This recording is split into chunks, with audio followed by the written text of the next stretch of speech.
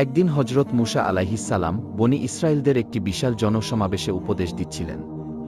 তিনি বললেন, হে বনি ইসরায়েলেরা, তোমরা তোমাদের প্রতি আল্লাহ তাআলার দেওয়া অগণিত নেয়ামতগুলোর কথা স্মরণ করো।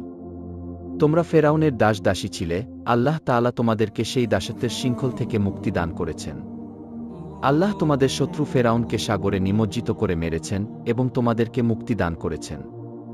তিনি তোমাদেরকে হেদায়েতের জন্য তাওরাত কিতাব দান করেছেন এবং একজন জলিলুল কদর নবী দান করেছেন, যার সঙ্গে আল্লাহ তাআলা সরাসরি কথা বলেন।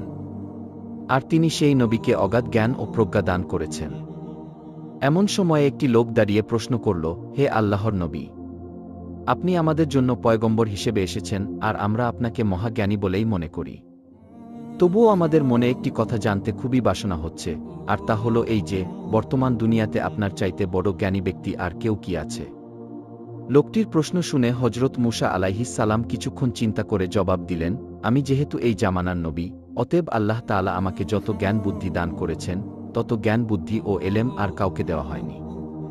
অতএব নিঃসন্দেহে আমি এই যুগের সর্বাপেক্ষা শ্রেষ্ঠ আলেম ও জ্ঞানী ব্যক্তি।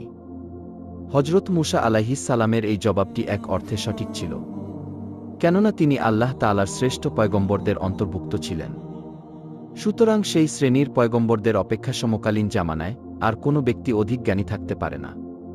তবুও তিনি নিজের মুখে নিজের সম্পর্কে এরূপ প্রশংসা করায় আল্লাহ রব্বুল আলামিনের কাছে তার এই উক্তি পছন্দনীয় হয়নি।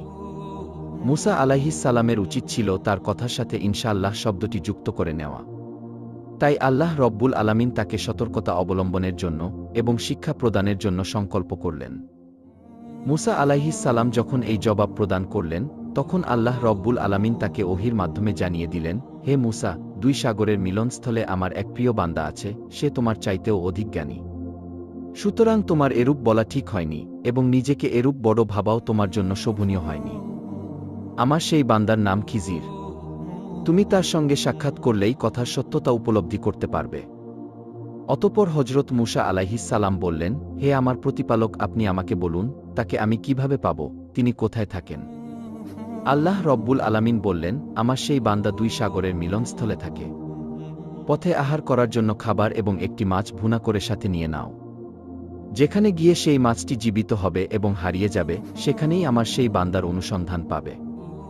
অতঃপর মুসা আলাইহিসসালাম হজরত ইউসা আলাইহিসসালামকে সঙ্গে নিয়ে খিজির আলাইহিসসালামের সন্ধানে বেরিয়ে পড়লেন।